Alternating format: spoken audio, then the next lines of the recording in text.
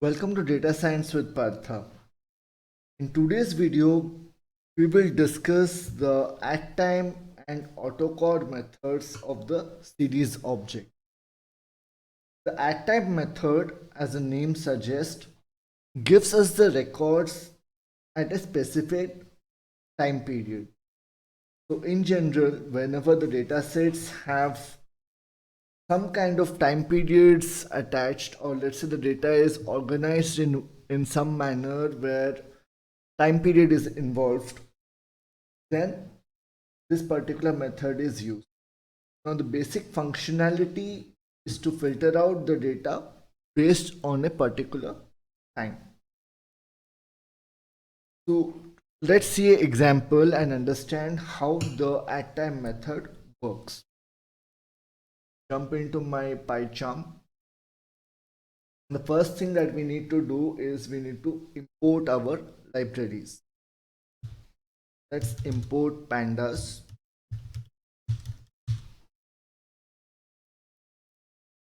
And the other library that I'm going to take is I'm going to take the help of the datetime library for creating our date object. For that, I'll simply say from datetime import date. So we're going to take the help of these two libraries for our example.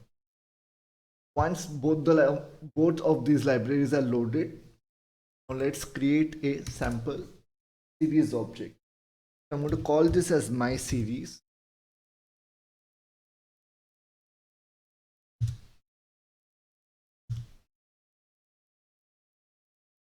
Say pd.series, and for the data I'm going to pick 5 random numbers. Let's say we'll say 25, 45, 67, 23, 100. Okay, so this is the data. For the time period, what I'm going to do right now is I'm going to put the time period in the index. Here in the pd.series, let's write the next parameter called index. Inside index, I'm going to use another method called date range. So here we will be able to put certain date range along with the time period. And here we were going to take the help of that date which we imported in line number 3. We'll say date dot today dot time.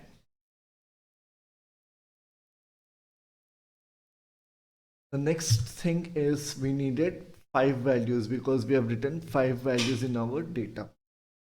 So here we have to next provide Python the number of periods we want. We'll say period is equal to 5, and the frequency, I wanted hourly data, so I'm going to write the frequency as capital.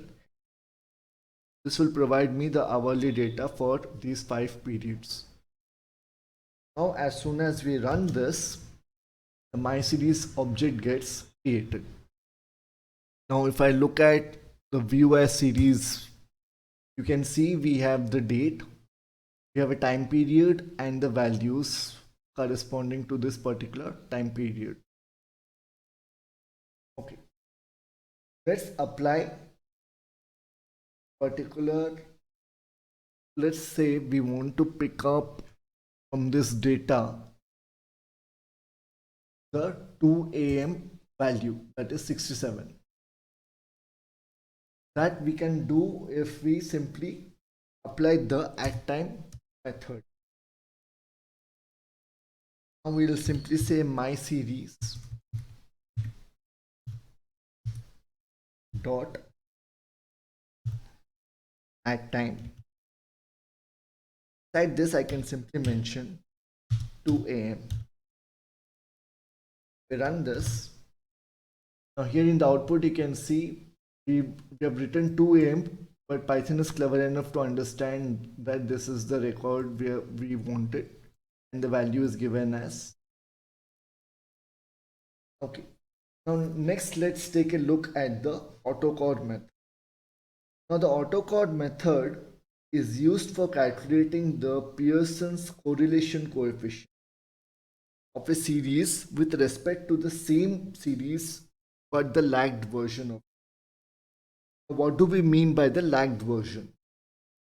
By lagged version, I mean when we are trying to analyze the same thing but with the previous time period.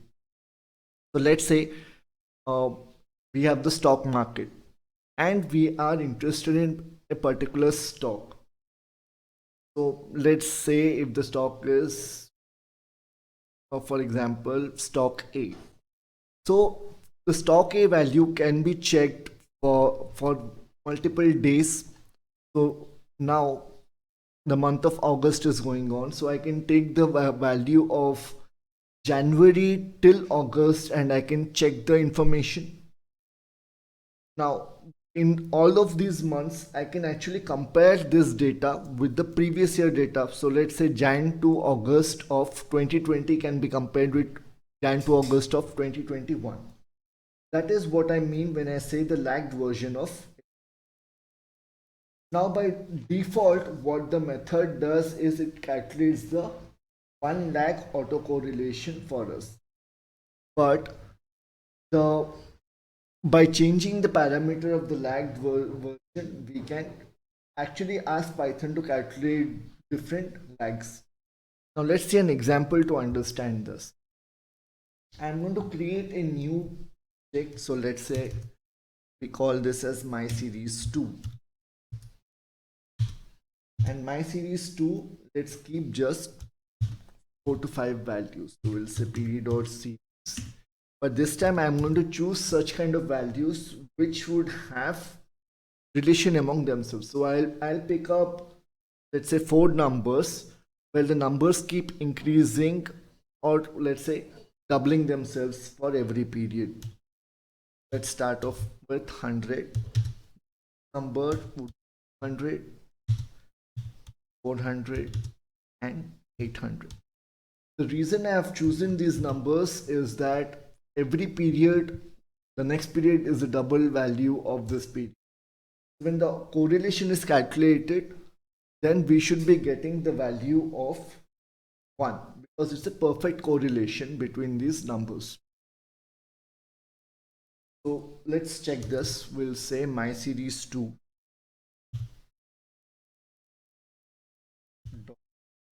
autocore. As soon as we run this, you can see Python is giving us the value of 1. 100% autocore. Now, what happens if the values do not have proper correlation? Okay, so let's say if we take the values of the my series, we have 25, 45, 67. So there is no relation between these numbers.